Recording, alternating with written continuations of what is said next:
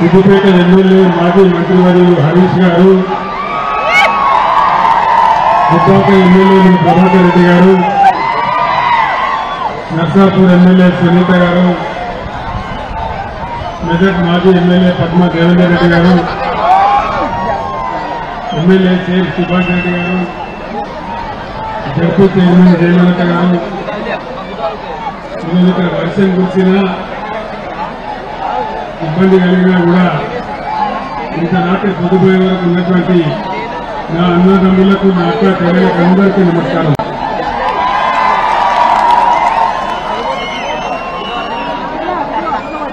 ఇప్పుడు జరిగే ఈ పార్లమెంట్ ఎలక్షన్లలో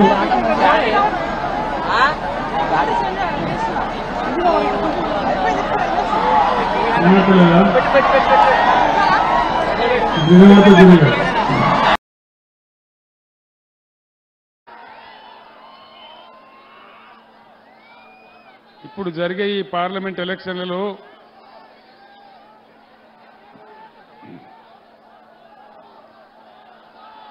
వినబడతలేదా? ఇప్పుడు వినబడతా జుడిగా. మీరందరూ కూడా దయచేసి ఈ చైతన్యవంతమైన మెదక్ నియోజకవర్గంలో మంచి తీర్పు ఇవ్వాలని చెప్పి నేను కోరుతా ఉన్నా. 5 నెలల క్రితం తెలంగాణ ఎట్లా ఉండే, ఈ 5 నెలల్లోనే ఎంత ఆగమాగం అవుతా ఉంది మీరందరూ గమనిస్తూ ఉన్నారు. కాంగ్రెస్ పార్టీ 6 గ్యారంటీలని అరచేతిలో వైకుంఠం చూపించి యావత్తు తెలంగాణ ప్రజానీకాన్ని దగా చేసింది, మోసం చేసింది.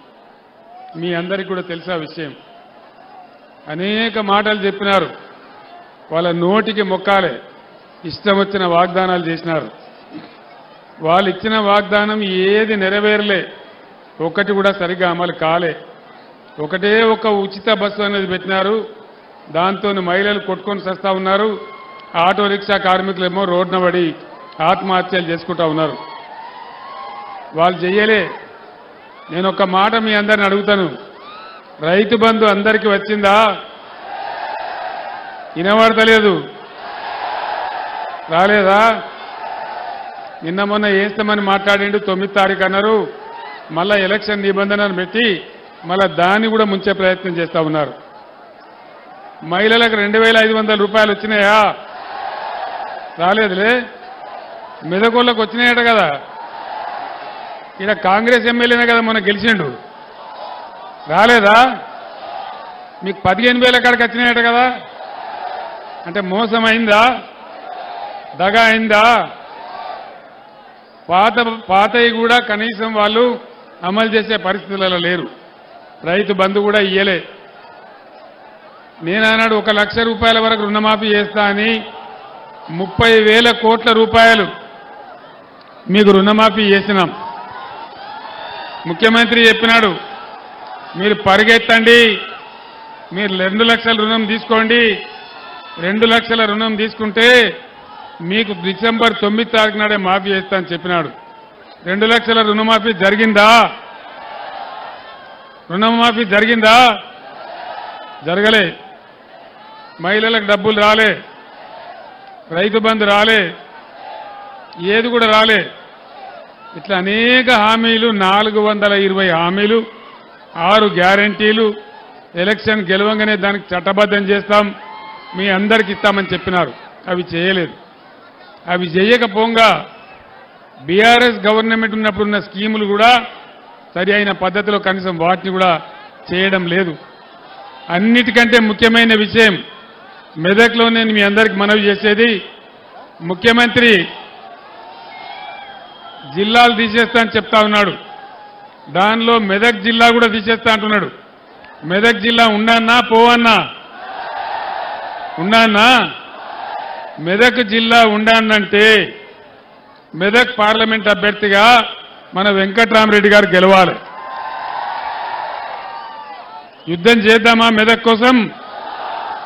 ఆనాడు నేను చాలా ప్రేమతోని, నేను కూడా ఈ పాత జిల్లాలో పుట్టినవాడిని కాబట్టి, మెదక్లో ఎప్పటి నుంచో కోరిక ఉంది కాబట్టి మెదక్ జిల్లా కావాలని జిల్లా చేసుకున్నాం. ఇక్కడ మెడికల్ కాలేజీ తెచ్చుకున్నాం. బ్రహ్మాండంగా రామాయంపేట డివిజన్ చేసుకున్నాం. మీరు కోరిన కోరికలన్నీ చేసినాం. మీ మెదక్ వాళ్ళకు బాగా తెలుసు, ఇదే కాంగ్రెస్ రాజ్యంలో టీడీపీ రాజ్యంలో మొత్తం మన గణపురం ఏ విధంగా నాశనం చేసినారో మీరందరూ కూడా బాధలు అనుభవించినారు. దాదాపు 150 కోట్లు పెట్టి గణపురం ఆనకట్ట మొత్తం బాగా చేసి ఆనకట్ట ఎత్తు పెంచి బ్రహ్మాండంగా దాన్ని మీకు అనేక విధాలుగా అందించినాం. ఆనాడు 100 పడకల ఆసుపత్రి మెదక్ కావాలని చెప్పి తెచ్చిపెట్టినాం. దాని ఇలా ఈ కాంగ్రెస్ ఎమ్మెల్యే కాంగ్రెస్ ప్రభుత్వం 50 పడకలకు కుదిరించినారు.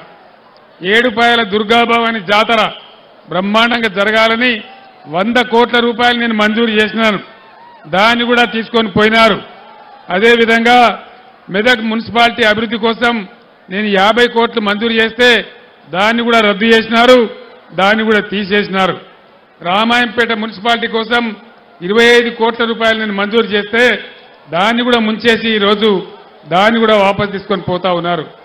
ఈ విధంగా కొత్త హామీలు వాళ్ళు చేయకపోయినా పాత ప్రభుత్వంలో చేసిన మంజూరీలు కానీ పాత ప్రభుత్వం ఇచ్చినటువంటి శాంక్షన్లు కానీ వాటన్నిటిని కూడా ఈరోజు రద్దు చేస్తూ ఉన్నారు. మీరందరూ గమనించాలని చెప్పి నేను కోరుతా ఉన్నా. ఈ విషయాలన్నీ మీకు ఇప్పటికే వీళ్ళందరూ చెప్తుంటారు, కానీ మళ్ళొక్కసారి చెప్పడం నా బాధ్యత అని నేను మీకు మనవి చేస్తా ఉన్నా. ఇక నరేంద్ర మోడీ బీజేపీ ప్రభుత్వం 10 ఏళ్ల కింద అధికారంలోకి వస్తే ఒక 150 హామీలు ఇచ్చినాడు ఆయన. 150 ఒక్కటన్నా అమలు జరిగిందా? సబ్కా సాత్ సబ్కా వికాస్ జరిగిందా? ఇంటికి 15 లక్షలు ఇస్తామన్నారు, వచ్చినాయా? వచ్చే దినన్నారు, వచ్చిందా? రైతుల ఇన్కమ్ డబల్ చేస్తామన్నారు, జరిగిందా? అంటే ఏమి జరగలే. నరేంద్ర మోడీ బీజేపీ పార్టీ వాటి గ్యాస్ చెప్తారు తప్ప ఏమి చెప్పరు. వాళ్ళ యొక్క ఎజెండాలో బీజేపీ ఎజెండాలో పేదల బాధలుండయి, పేదల కన్నీళ్లుండయి, పేదల కష్టాలుండయి, ఏది కూడా ఉండదు. మన ముఖ్యమంత్రి రేవంత్ రెడ్డి 2000 రూపాయల పెన్షన్ ఇస్తే మీకు 4000 రూపాయలు ఇస్తామన్నారు. 4000 రూపాయలు వస్తున్నాయా? వస్తలేవా? ఇక్కడ మెదక్లు వచ్చినాయట కదా, ఏం మీరు అబద్ధం చెప్తున్నారు? ఇవ్వలకు కూడా రాలేదా? రాలే. అదేవిధంగా ఇంకా చాలా మాటలు చెప్పినారు. నిరుద్యోగ భృతి ఇస్తాం, విద్యార్థులకు 5 లక్షల కార్డు ఇస్తాం, చాలా చెప్పినారు. ఏ ఒక్కటి కూడా అమలు కాలే.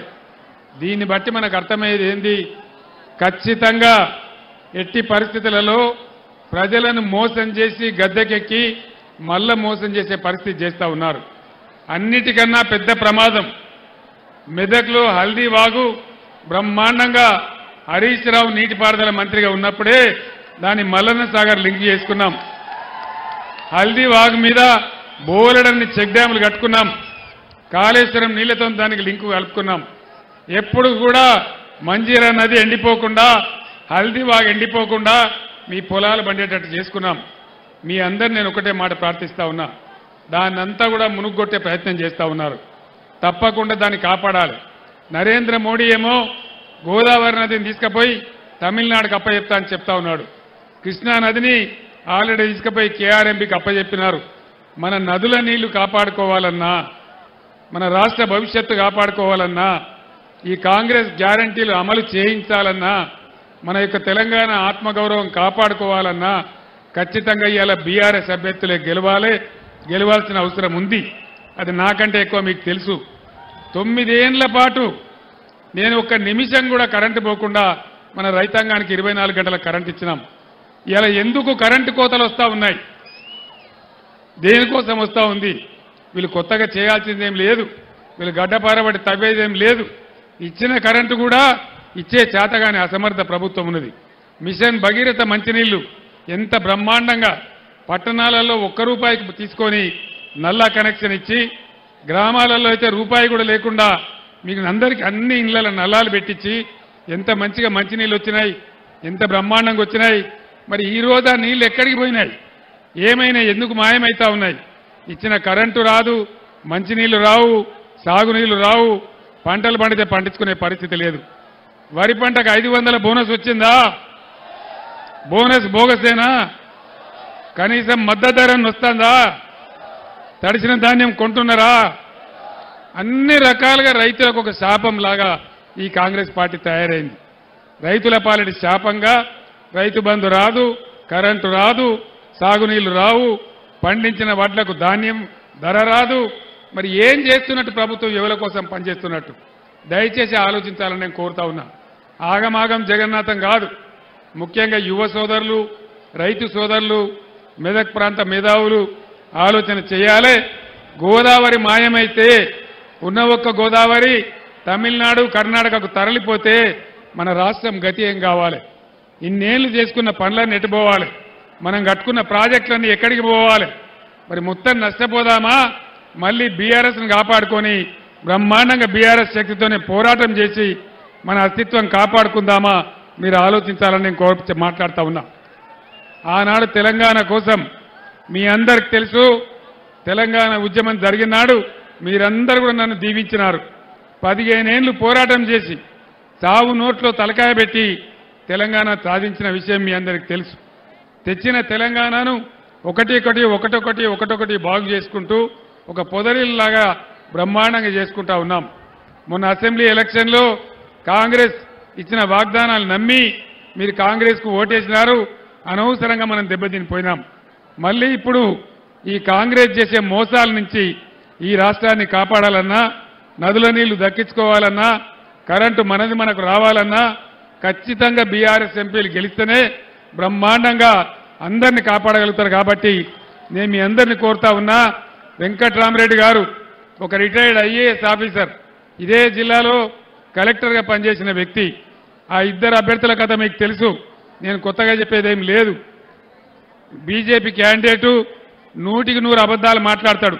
నరేంద్ర మోడీది ఎంత గ్యాసు, రఘునందన్ రాజు కూడా అంతే గ్యాసు, అందులో ఏం అనుమానం లేదు. నిజమే కదా? దుబ్బాకలో ఇదే ప్రభాకర్ రెడ్డి చేతిలో మొన్న దాదాపు 55,000 ఓట్లతోని చిత్తు ఓడిపోయినాడు. నేను ఒక్కటే మాట మిమ్మల్ని అడుగుతున్నా, మెదక్ దుబ్బాకలో అసెంబ్లీకే చెల్లనటువంటి రూపాయి మరి మెదక్ పార్లమెంట్లో చెల్తుందా?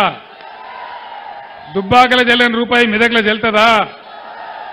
తుక్కు ఓడగొడితే డిపాజిట్ ఓడగొట్టాలి, బుద్ధి చెప్పాలి. మీరు ఇష్టం వచ్చిన హామీలు ఇచ్చి మోసం చేస్తే ఇక్కడ మేము ఎడ్డోళ్ళం కాదు అని చెప్పి తెలంగాణ మళ్ళొక్కసారి పిడికిలి బిగించి మనం పోరాటానికి దిగాలి. మీ అందరు నేను కోరేది, నేను ఇదే జిల్లా బిడ్డను, మీకోసం నేను ఎంత పనిచేసినో మీకు తెలుసు. మెదక్ పట్టణాన్ని, మెదక్ ప్రాంతాన్ని ఏ విధంగా అభివృద్ధి చేసినామో మీకు తెలుసు. గణపురం ఆనకట్ట ఏ విధంగా బాగా చేసినామో మీకు తెలుసు. హల్దీ వాగు మీద ఎన్ని చెక్ డ్యాంలు కట్టినామో మీకు తెలుసు. కాబట్టి మీ అందరినీ కూడా నేను ప్రార్థించేది, ఈ ఎన్నికల్లో ఒక విద్యావంతుడు, తెలివితేటలున్నవాడు, ఒక రిటైర్డ్ ఐఏఎస్ ఆఫీసర్, ఆయన డబ్బుల కోసం రాజకీయాల్లోకి రాలే. ఆయనకు ఆల్రెడీ పదవి కూడా ఉంది, ఎమ్మెల్సీగా పనిచేస్తూ ఉన్నాడు. ఇవాళ ఖచ్చితంగా కేసీఆర్ ఎంబడి నేను కూడా ఉండి కేసీఆర్తో పాటుగా ఈ తెలంగాణ అభివృద్ధి చేయాలి, ఈ ప్రజలకు అభివృద్ధి చేయాలి. మెదక్ నాకు బాగా ప్రేమ ఉన్న ప్రాంతం కాబట్టి, ఇక్కడ 3 జిల్లాలలో కలెక్టర్గా పనిచేసిన అనుభవం ఉంది కాబట్టి నేను నా తెలివితేటలు ఉపయోగించి ఈ జిల్లాకు ఉపయోగపడాలి, హరీష్ రావు కూడా అండదండగా ఉండాలి, బ్రహ్మాండంగా ముందుకు తీసుకుపోవాలని వెంకట్రామరెడ్డి గారు వచ్చినారు తప్పితే ఆయన స్వార్థం కోసం కాదు. ఆయన ఒకటే మాట చెప్పినాడు, ఎన్నికల్లో దిగంగానే అందరు వేరే మాట్లాడతారు, కానీ వెంకట్రామరెడ్డి గారు ఒక మాట చెప్పినాడు, 100 కోట్ల రూపాయలతోని ఒక ట్రస్ట్ ఏర్పాటు చేసి పేద విద్యార్థులందరికీ నేను సాయం చేస్తానని చెప్పినాడు. ప్రతి నియోజకవర్గానికి బ్రహ్మాండమైన కళ్యాణ మంటపం కూడా నేను కట్టిస్తానని మాట ఇచ్చినాడు. ఎన్నికలకు ముందు ఏ అభ్యర్థి కూడా ఇటువంటి హామీలు ఇవ్వరు. ఆయనకు ఆల్రెడీ డబ్బుంది, చదువుతున్నాయి, తెలివితేటలున్నాయి, అన్ని రకాల యోగ్యుడు. కాబట్టి నేను వెంకట్రామరెడ్డి గారు నిలబడతాను నన్ను అడగలే, నేనే వెంకట్రామరెడ్డి గారిని అడిగి మెదక్ కోసం మీరు నిలబడాలి, మెదక్ బాగు చేయాలంటే తప్పకుండా మీ మాట దాట సార్, నేను నిలబడతా, పని కూడా చేస్తా అని వచ్చి ఇలా పోటీ చేస్తా ఉన్నాడు. కాబట్టి దయచేసి మీ అందరినీ కూడా నేను కోరేది, నా మాటను గౌరవించి వెంకట్రామరెడ్డి గారిని పెద్ద మెజార్టీతో గెలిపించాలని మీ అందరినీ కోరుతా ఉన్నా. ఇవాళ ఇక్కడ కొంత రాళ్లబాన పడ్డది, మీకు ఇబ్బంది కలిగింది, మీరు బ్రహ్మాండమైన ఊరేగింపు కూడా పెట్టినరు, కానీ టైం దాటిపోతా ఉంది. 10 గంటల లోపల మనం కార్యక్రమం ముగించాలి. మీరందరూ కూడా ఇంకా ఊళ్ళకి పోవాలి. నేను ఎక్కువ మీ టైం తీసుకోకుండా మీ అందరు కూడా మనవి చేస్తా ఉన్నా, దయచేసి ఎట్టి పరిస్థితులలో వెంకట్రామరెడ్డి గారిని గెలిపించమని నేను కోరుతా ఉన్నా। मेदक पार्लियामेंट हल्के के मुसलमान भाइयों को बहनों को मैं सलाम करता हूं। आप तमाम लोगों से अदबन गुजारिश करता हूं कि वेंकटरामरेड्डी साहब एक सेक्युलर आदमी है, एक सेक्युलर शख्स है और हमारे साबिका कलेक्टर है, पढ़ा लिखा आदमी है, उनको जरूर जिताइए। मैं एक बात बताता हूं, आज मुकाबला यहां पे मेदक पार्लियामेंट में कांग्रेस तीसरे दर्जे पे है। मुकाबला है बीजेपी और बीआरएस के बीच में। कहीं आप लोग गुमराह होके कांग्रेस को वोट देंगे तो खामखा बीजेपी जीत जाएगा। यहां हर हालत में बीजेपी को पैदा नहीं होने देना है, बीजेपी को जीतने नहीं देना है। इसीलिए मैं आप तमाम लोगों से गुजारिश करता हूं, जनाब वेंकटरामरेड्डी साहब पढ़ा लिखा आदमी है, एक रिटायर्ड आईएएस ऑफिसर है, साबिका कलेक्टर है, जरूर उनको जिताइए और बीजेपी को दफन कर दीजिए। इतना कहते हुए मैं आपसे रुखसत लेता हूं। సోదరులారా, మీరు అలసిపోయినా కూడా రాత్రి అయినా కూడా ఇంత పెద్ద సంఖ్యలో వేచి ఉండి నాకు స్వాగతం చెప్పినందుకు, వెంకట్రామరెడ్డి గెలుపుకు మీ పట్టుదల చూపెట్టినందుకు మీ అందరికీ ధన్యవాదాలు తెలియజేస్తూ నేను సెలవు తీసుకుంటా ఉన్నాను।